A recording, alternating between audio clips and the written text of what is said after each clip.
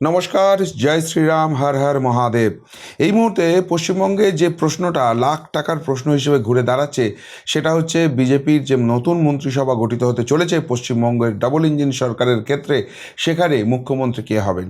এবং তার পাশাপাশি যে বিষয়টা নিয়ে জল্পনা চলছে সেটা হচ্ছে মন্ত্রিত্ব কারা পেতে চলেছেন, বিজেপির মন্ত্রিসভায় কারা থাকবেন। দেখুন, এই মুহূর্তে মুখ্যমন্ত্রীর দৌড়ে খুব স্বাভাবিকভাবেই শুভেন্দু অধিকারী এগিয়ে রয়েছেন। তিনি 2021 সালে নন্দীগ্রামে মমতা বন্দ্যোপাধ্যায়কে হারিয়ে দিয়েছিলেন এবং তারপর এবারে নন্দীগ্রামের পাশাপাশি ভবানীপুরে মমতা বন্দ্যোপাধ্যায় নিজের ঘরে ঢুকে তাকে হারিয়ে দিয়েছেন। সুতরাং দৌড়ে সব থেকে আগে তিনি আছেন। কিন্তু মুশকিল হচ্ছে এই দলটার নাম বিজেপি। কাকে যে কোথা থেকে তুলে নিয়ে এসে মুখ্যমন্ত্রী চেয়ারে বসিয়ে দেবেন কেউ জানে না। মানে আমি কাউকে ছোট করছি না, মানে মুখ্যমন্ত্রীর নাম নিয়ে যে প্রথাগত চর্চা চলছে, ইনিই হবেন, এদের মধ্যে থেকে হতে পারেন, বিজেপিতে ওই সব ইকুয়েশন থাকে না। একদম যোগ্যতম ব্যক্তিকেই তারা তুলে নিয়ে আসেন এবং সেই জায়গাটা করে দেন। যেমন দিল্লির ক্ষেত্রে ধরুন রেখা গুপ্তাজি, তার নাম মুখ্যমন্ত্রী হওয়ার আগে কজন চর্চায় এনেছিলেন, কিন্তু শেষ পর্যন্ত তিনিই মুখ্যমন্ত্রী হলেন। সুতরাং পশ্চিমবঙ্গের ক্ষেত্রেও সেরকম কিছু হবে কি না সেই সম্ভাবনা কিন্তু উড়িয়ে দেওয়া যাচ্ছে না। অবশ্যই নজর থাকবে সেদিকে। এখনও টপ কনফিডেন্সিয়াল ব্যাপার রয়েছে, সেইভাবে কারোর কাছেই কিন্তু খবর নেই মুখ্যমন্ত্রী কে হচ্ছেন। তবে হ্যাঁ, পরিবেশ পরিস্থিতি দেখে স্পষ্ট বোঝা যাচ্ছে শুভেন্দু অধিকারী দৌড়ে কিন্তু অনেকটাই এগিয়ে রয়েছেন। এবার যেটা সবথেকে গুরুত্বপূর্ণ বিষয় সেটা হচ্ছে এই যে 42 জনের মন্ত্রিসভা হবে, সেই মন্ত্রিসভায় ঠাঁই কে পাবেন, এবং তার থেকেও গুরুত্বপূর্ণ স্পিকার, এই পদটাও কিন্তু অত্যন্ত গুরুত্বপূর্ণ। স্পিকার কে হতে চলেছেন। দেখুন, আবারও বলছি, একটা সম্ভাব্য তালিকা আমার কাছে এসেছে, না বিজেপির হেডকোয়ার্টার থেকে আমার কানে কানে এসে কেউ বলে দিয়ে যায়নি। বিভিন্ন সূত্র মারফত যেসব খবর পাই তার বেসিসে একটা তালিকা পেয়েছি, এবং জেলা ধরে ধরে কোন জেলা থেকে কাদের কাদের সম্ভাবনা রয়েছে, কাদের নাম নিয়ে আলোচনা রয়েছে, সেগুলো এক এক করে আপনাদের সামনে তুলে ধরবো। তবে এটা কিছুতেই ফাইনাল লিস্ট নয়। এখান থেকে কোনো নামই নাও হতে পারে, নতুন নাম সংযোজন হতে পারে, অনেক কিছু ফ্যাক্টর থাকছে। কিন্তু যেগুলো নিয়ে এখন মূলত আলোচনা চলছে জেলা ধরে ধরে এক এক করে সেগুলো আপনাদের বলি। যেটুকুনি শোনা যাচ্ছে, কুচবিহার জেলা থেকে একজনই খুব সম্ভবত মন্ত্রী হতে চলেছেন, কিন্তু সেখানে 3টি নাম নিয়ে আলোচনা রয়েছে। প্রথম নাম রয়েছে, সবথেকে যিনি এগিয়ে রয়েছেন তিনি হচ্ছেন রথীন্দ্রনাথ বসু। কুচবিহার দক্ষিণ আসন থেকে এবার তিনি জিতেছেন, তার সম্ভাবনা সব থেকে বেশি। কিন্তু যেহেতু নিশীথ প্রামাণিক তিনি কেন্দ্রীয় মন্ত্রিত্ব করেছেন এবং অমিত শাহজির খুবই পছন্দের মানুষ, তার নামও কিন্তু প্রচণ্ড রকমের আলোচনায় রয়েছে। এবং উত্তরবঙ্গ থেকে একজন মহিলা মুখেরও সন্ধান রয়েছে, সেক্ষেত্রে মালতী রাভা রয়, যিনি তুফানগঞ্জ থেকে জিতেছেন, তার নাম নিয়েও চর্চা চলছে। এই 3জনের মধ্যে খুব সম্ভবত একজন মন্ত্রিত্ব পেতে চলেছেন। এখন সেটা দেখা যাক কে হতে পারেন এখান থেকে।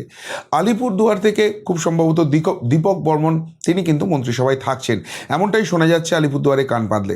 জলপাইগুড়ি জেলা থেকেও একজন মাত্র মন্ত্রিত্ব পাবেন, কিন্তু সেখানে 2টি নাম নিয়ে চর্চা চলছে। সবথেকে আগে যিনি এগিয়ে রয়েছেন তিনি হচ্ছেন শিখা চ্যাটার্জি, আমাদের সকলের প্রিয় শিখাদি। কিন্তু তার বয়সটা একটা ফ্যাক্টর হতে পারে, সেই কথা মাথায় রেখে এবং আদিবাসী সমাজের কথা মাথায় রেখে পুনা ভেংরা, তার নাম নিয়েও কিন্তু জল্পনা চলছে। জলপাইগুড়ি থেকে এই দুজনের মধ্যে একজন খুব সম্ভবত মন্ত্রিসভায় থাকতে চলেছেন। এরপর যে পরের জেলা যেটা নিয়ে কথা বলবো সেটা হচ্ছে কালিম্পং এবং দার্জিলিং। যদিও কালিম্পং আলাদা জেলা, দার্জিলিং আলাদা জেলা, কিন্তু যেহেতু ছোট জেলা, একটা মাত্র আসন রয়েছে, এই 6টা আসন নিয়েই একটা সেগমেন্ট ভাবা হচ্ছে, এবং সেখান থেকে ইনঅ্যানিমাস চয়েস হতে চলেছেন খুব সম্ভবত শঙ্কর ঘোষ। এবং শুধু মন্ত্রিত্ব পাওয়া নয়, খুব গুরুত্বপূর্ণ দপ্তরের দায়িত্ব তিনি পেতে চলেছেন, এমনটাই কিন্তু শোনা যাচ্ছে।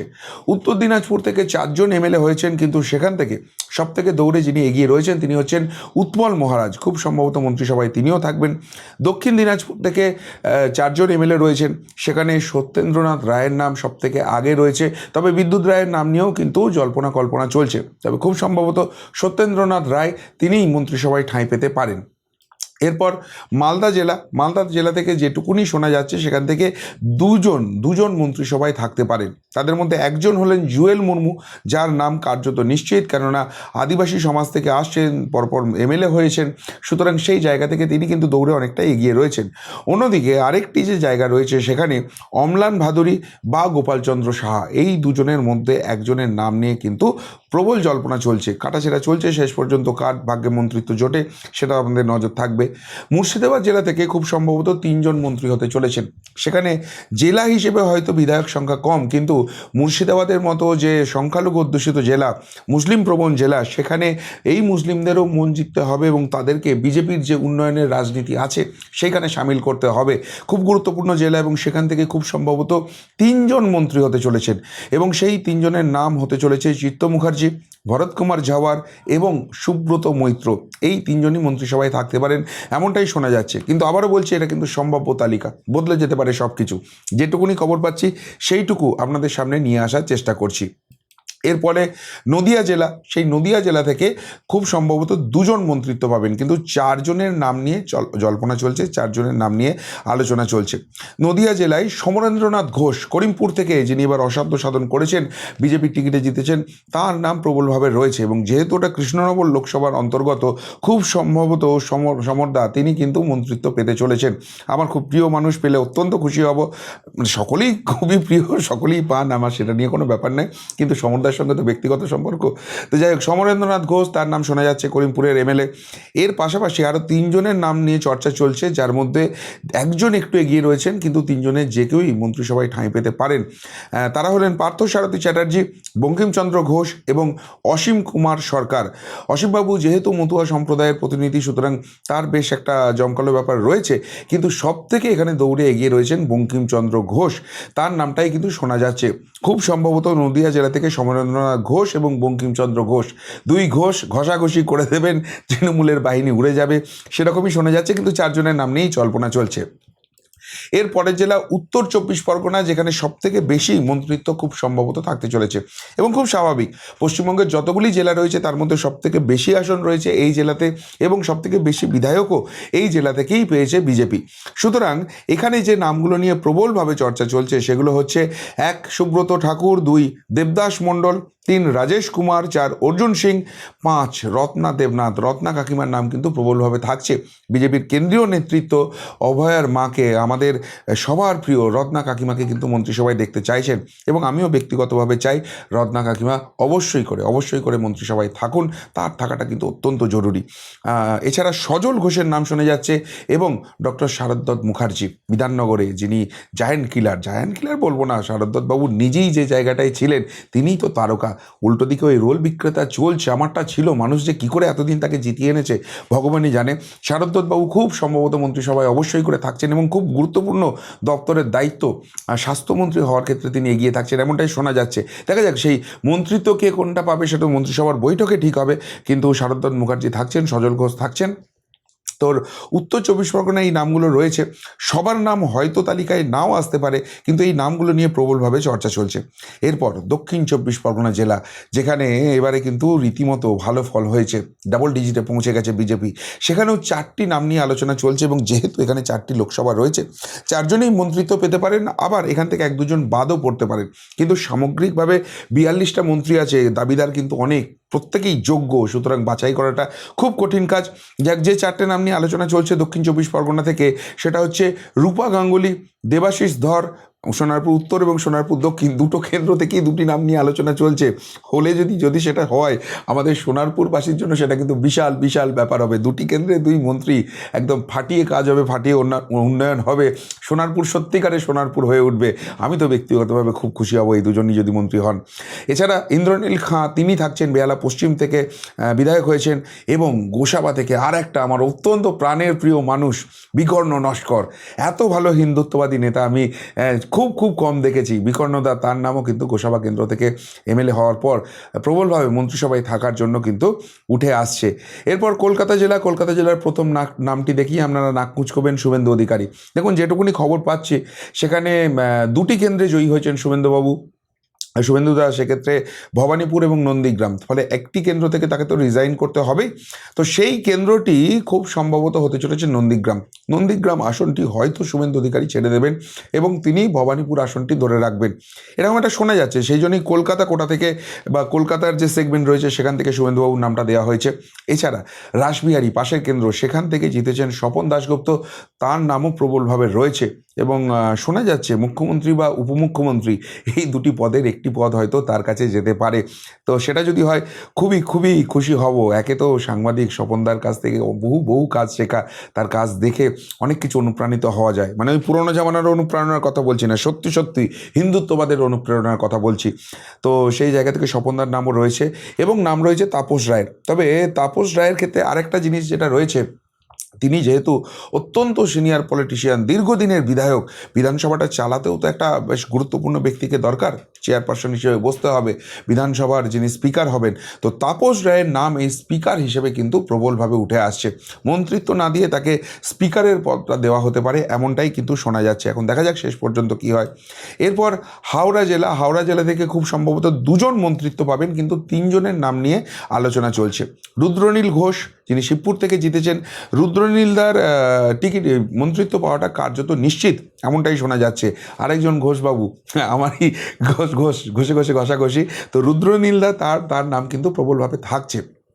এবং আরও যে 2টি নাম নিয়ে আলোচনা চলছে, যে দুটি নামের একটি হয়তো খুব সম্ভবত মন্ত্রিসভায় থাকবে, সেটা হচ্ছে হিরণ চ্যাটার্জি, যিনি খড়গপুর সদরের পর শ্যামপুর থেকে এসেও জিতেছেন, দ্বিতীয়বার বিধায়ক হয়েছেন, এবং অনুপম ঘোষ জগৎবল্লভপুর থেকে জিতেছেন, না উদয়নারায়ণপুর থেকে জিতেছেন। তো সেই অনুপম ঘোষের নামটাও কিন্তু মন্ত্রিসভায় থাকার জন্য যথেষ্ট রকমের আলোচনা চলছে। হুগলি থেকে 3জন খুব সম্ভবত মন্ত্রিত্ব পাচ্ছেন, এবং সেই 3জনের নাম হচ্ছে দীপাঞ্জন চক্রবর্তী, সুবীর নাগ এবং সন্তু পান। এই 3জনই খুব সম্ভবত মন্ত্রিসভায় থাকবেন। দেখা যাক শেষ পর্যন্ত কি হয়। সন্তু পান যদি পায়, আমাদের সাংবাদিক জগৎ থেকে খুব খুশি হব। অল্প বয়স, কিন্তু যেভাবে দাপটের সঙ্গে রাজনীতিটা করছে, দাপটের সঙ্গে জয় ছিনিয়ে নিয়েছে, ব্যক্তিগতভাবে প্রচণ্ড খুশি। এবং তারপর মন্ত্রিসভায় নাম থাকলে তো কথাই নেই। সুবিধাও খুব কাছের মানুষ, দীপাঞ্জনদা তো একদম মাই ডিয়ার লোক। রাত্রিবেলায় মাঝে মাঝেই কথা হয়, যদিও বিধায়ক হওয়ার পর আমি বারবার চেষ্টা করেছি, কথা হয়নি। দীপাঞ্জনদা ভুলে গেছে নাকি এত ব্যস্ত হয়ে গেছে যে ভাইয়ের ফোন ধরা যাচ্ছে না, বুঝতে পারছি না। দেখা যাক, জোকস অ্যাপার্ট, দীপাঞ্জনদার নাম কিন্তু মন্ত্রিসভায় থাকতে চলেছে, এমন তাই শোনা যাচ্ছে। পূর্ব মেদিনীপুর থেকে 2জনের নাম শোনা যাচ্ছে, 2জনই খুব সম্ভবত মন্ত্রিসভায় থাকবেন। একজন হচ্ছেন অশোক দিন্দা, প্রাক্তন ক্রিকেটার, এবং সেক্ষেত্রে ক্রীড়ার ক্ষেত্রে তার নামটা প্রবলভাবে উঠে আসছে। এবং আরেকজন হচ্ছেন দিব্যেন্দু অধিকারী, যেহেতু এমপি ছিলেন, তার একটা দীর্ঘ অভিজ্ঞতা রয়েছে, তার কথাটাও কিন্তু খুব গুরুত্ব দিয়ে ভাবা হচ্ছে।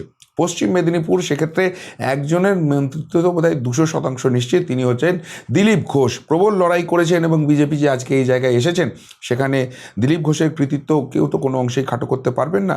এবারও দাপটের সঙ্গে জয় ছিনিয়ে নিয়েছেন, এবং এই মন্ত্রিসভায় অত্যন্ত গুরুত্ব সহকারে তাকে খুব একটা ভারী দপ্তরের দায়িত্ব দেওয়া হবে, সেইটা শোনা যাচ্ছে। এমনকি মুখ্যমন্ত্রী হয়ে গেলেও কেউ অবাক হবেন না, যদিও মুখ্যমন্ত্রীর নামের চর্চায় খুব সম্ভবত দিলীপবাবু একটু পিছিয়ে থাকছেন, কিন্তু অত্যন্ত গুরুত্বপূর্ণ ভূমিকা তার এই মন্ত্রিসভায় থাকবে, সেটা কিন্তু 100% নিশ্চিত। এর পাশাপাশি ঘাটাল থেকে জেতা শীতল কপাট, তার নাম থাকছে, এবং সেটা থাকার আরেকটা বড় কারণ হচ্ছে ঘাটাল মাস্টার প্ল্যান, যেটা এই চোর তৃণমূল এতদিন মানুষকে ভুল বুঝিয়ে এসছে, সেটা তো ইমপ্লিমেন্ট কিছু করেনি। সুতরাং সেই জায়গা থেকে সেখানকার স্থানীয় বিধায়ককে যদি দায়িত্ব দেওয়া যেতে পারে, সেটা আরও ভালোভাবে হতে পারে। সেই হিসেবে শীতল কপাট, তাছাড়াও মানে তিনি 2বারের বিধায়ক, তার নামটাও কিন্তু যথেষ্ট গুরুত্ব দিয়ে ভাবা হচ্ছে। ঝাড়গ্রাম থেকে প্রণত টুডু, যিনি লোকসভা নির্বাচনে লড়াই করেছিলেন, বহু প্রতিকূলতার মুখে পড়েছেন, কিন্তু লড়াইয়ের ময়দান থেকে হারিয়ে যাননি, আবার বিধানসভা নির্বাচনে লড়েছেন এবং জিতেছেন। সেই প্রণত টুডু ডক্টর সাহেব, তার নামও কিন্তু মন্ত্রিসভায় থাকতে চলেছে, এমনটাই শোনা যাচ্ছে। পুরুলিয়া জেলাতে বাগমুন্ডি থেকে জিতেছেন জলধর মাহাতো, তার নাম মন্ত্রিসভায় খুব সম্ভবত থাকছে, সেটা নিয়ে জল্পনা চলছে। বাঁকুড়া থেকে 2জনের নাম নিয়ে চর্চা চলছে, যদি আরও বেশ কিছু নাম উঠে আসছে, কিন্তু এই 2জনই আপাতত মন্ত্রিসভার দৌড়ে এগিয়ে রয়েছেন বলে মনে করা হচ্ছে, এবং 2জনই খুব সম্ভবত মন্ত্রিসভায় থাকবেন। একজন হচ্ছেন সত্যনারায়ণ মুখার্জি, অন্যজন হচ্ছেন ওন্দার বিধায়ক অমরনাথ শাখা। ইনিও কিন্তু আমার খুবই প্রিয় মানুষ একজন। দেখা যাক অমরদা শেষ পর্যন্ত মন্ত্রিত্ব পান কিনা, পেলে তো খুবই খুশি হব। পূর্ব বর্ধমান, এখান থেকে খুব সম্ভবত 2জন মন্ত্রিত্ব পেতে চলেছেন, কিন্তু 3জনের নাম নিয়ে আলোচনা রয়েছে, এবং সেই তৃতীয় নামটি কিন্তু আপনাদের খুবই ভালো লাগবে। আমার প্রাণের বন্ধু, আমার ভাই মানব গুহ, তিনিও কিন্তু মন্ত্রিসভায় থাকার অন্যতম দাবিদার, তার নাম নিয়েও চর্চা চলছে, এমনটাই শোনা যাচ্ছে। এছাড়া অরুণ হালদার, জামালপুর, যেটা আমার গ্রামের বিধানসভা, আমার আগে যেখানকার ভোটার ছিলাম, এখন তো সোনারপুরের ভোটার হয়ে গেছি, তো সেই অরুণ হালদার, তার নাম কিন্তু প্রবলভাবে রয়েছে, খুব সম্ভবত অরুণবাবু থাকছেন মন্ত্রিসভায়। এবং আরেকজন হচ্ছেন গোপাল চট্টোপাধ্যায়, একদম আদি বিজেপি, এবং দুর্দান্তভাবে কাজ করেছেন, এবার বিধায়ক হয়েছেন কাটোয়া থেকে। তো সেই গোপাল চট্টোপাধ্যায়ের নামও কিন্তু মন্ত্রী সভায় থাকার জন্য আলোচনায় উঠে আসছে। অর্থাৎ পূর্ব বর্ধমান থেকে 3টি নাম নিয়ে চর্চা চলছে, এবং তার মধ্যে 2জন অন্তত মন্ত্রিসভায় থাকবেন, এমনটাই কিন্তু শোনা যাচ্ছে। এরপর পশ্চিম বর্ধমানে দুটি নাম নিয়ে চর্চা চলছে। জানি না শেষ পর্যন্ত দুজনেই মন্ত্রিত্ব পাবেন কিনা, কিন্তু একজনের তো অবশ্যই করে পাওয়া উচিত এদের দুজনের মধ্যে, এবং পশ্চিম বর্ধমান থেকে খুব সম্ভবত একজনই মন্ত্রী হবেন এমনটাই শোনা যাচ্ছে। দুজন হলেও অবাক হওয়ার কিছু থাকবে না। অগ্নিমিত্রা পাল এবং জিতেন্দ্র তিওয়ারির নামও কিন্তু প্রবলভাবে থাকছে। অনেকেই বলছেন যদি শেষ পর্যন্ত পশ্চিমবঙ্গে একজন মহিলা মুখ্যমন্ত্রী বিজেপি নিয়ে আসে, সেক্ষেত্রে অগ্নি দিয়েও কিন্তু সেই জায়গায় বসতে পারেন। ফলে তার নামটা অত্যন্ত গুরুত্ব দিয়ে ভাবা হচ্ছে।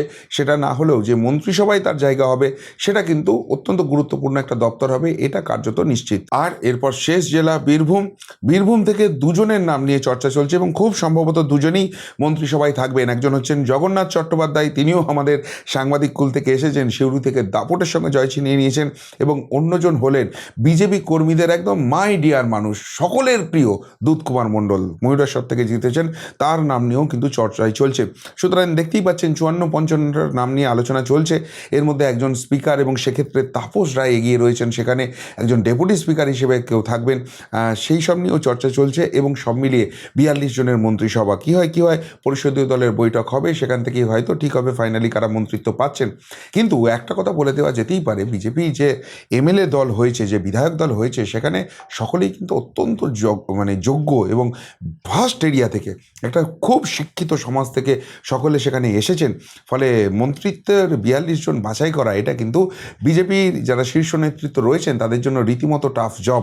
কিন্তু যারাই আসুন, তারা যে সত্যিকারের সোনার বাংলা, যে রাম রাজ্য আমরা দেখতে চাইছি, পশ্চিমবঙ্গ যে পিছিয়ে আছে, 500 বছরে পিছিয়ে থাকা পশ্চিমবঙ্গকে এগিয়ে নিয়ে আসতে হবে, গোটা ভারতের সঙ্গে তাল মেলাতে হবে। ফলে মন্ত্রীদের অত্যন্ত গুরুত্বপূর্ণ ভূমিকা থাকতে চলেছে। সুতরাং একটা দাপটের সঙ্গে চলতে থাকা মন্ত্রিসভাই আমরা পাবো, এটা একদম নিশ্চিত হয়ে যাচ্ছে। হয়তো পরিষ্কার হয়ে যাবে আর কয়েক ঘন্টার মধ্যেই, আগামীকালের মধ্যে তো অবশ্যই করে পরিষ্কার হয়ে যাওয়া উচিত। কিন্তু এখনই যে জল্পনা রয়েছে এবং সেখানে যে নামগুলো নিয়ে আলোচনা চলছে, সেগুলো কিন্তু রীতিমতো চমকপ্রদ। এবং এরকম মন্ত্রিসভা যদি সত্যিই গঠিত হয়, পশ্চিমবঙ্গ যে সোনার পশ্চিমবঙ্গ হবে, সে ব্যাপারে 200% নিশ্চিত থাকা যেতেই পারে।